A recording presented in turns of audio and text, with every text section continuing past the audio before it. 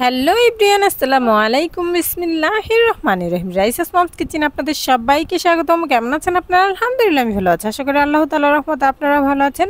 তো চলে আসলাম আজকে একদম সহজভাবে কাঁচা আমের ঝুরি মোরব্বা বানানোর রেসিপি নিয়ে। তো ভিডিওটা দেখার জন্য প্লিজ আমার চ্যানেলটা সাবস্ক্রাইব করে পাশে থাকা বেল বাটনটি প্রেস করে দেবেন। আর যারা ফেসবুক পেজ থেকে দেখছেন তারা প্লিজ আমার চ্যানেলটা ফলো করে আমার পাশে থাকবেন। তো চলে আসলাম ছাদে। তো আমার হাজব্যান্ড যখনই বাজার নিয়ে আসে তখনই কাঁচা আম নিয়ে আসবে ডাল দিয়ে রান্না করার জন্য। তো আস্তে আস্তে কিন্তু অনেকগুলো আম জমে গেছে। তো এই আমগুলো আমি একদম সব আজকে কেটে নেব। অর্ধেকটি আমট বানাবো আর কি আমসত্ব বানাবো, আর অর্ধেকটি ঝুরি আচারে মোরব্বা বানাবো। তো এই আমের মধ্যে একদমই দানা নেই, মানে আটিটা এখনও শক্ত হয়নি এই আমের। তো এই কারণে সবগুলো একসাথে কেটে নেব। তো এখানে অর্ধেকটি আমি কেটে নিয়ে নিয়েছি ঝুরি মোরব্বা বানানোর জন্য।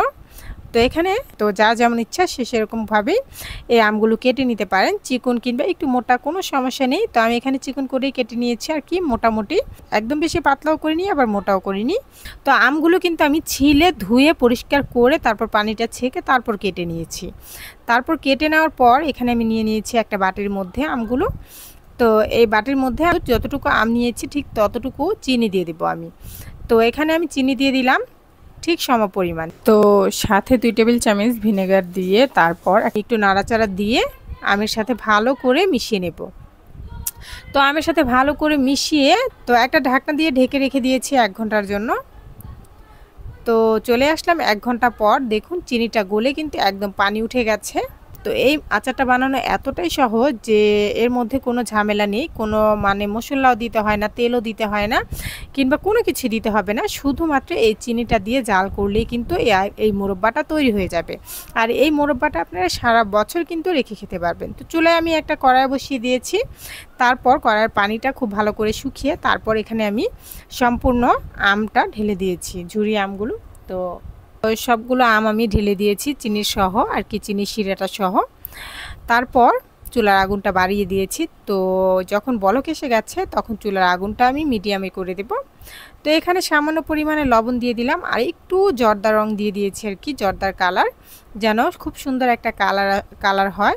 এই কারণে সময়ও খুব কম লাগে আর বানানো অনেক সহজ, আর খেতে কিন্তু অসম্ভব মজা এই মোরব্বাটা। তো এই আমের মোরব্বাটা কিন্তু আপনারা 1 বছর কিন্তু রেখে খেতে পারবেন, একটু নষ্ট হবে না, কিংবা রোদে দেওয়ার কোনো ঝামেলা নেই। ইচ্ছে করলে রোদে দিতে পারেন একটা কাচের বয়ামে ভরে রেখে, আবার ইচ্ছে করলে ফ্রিজেও রেখে দিতে পারেন, কোনো সমস্যা নেই।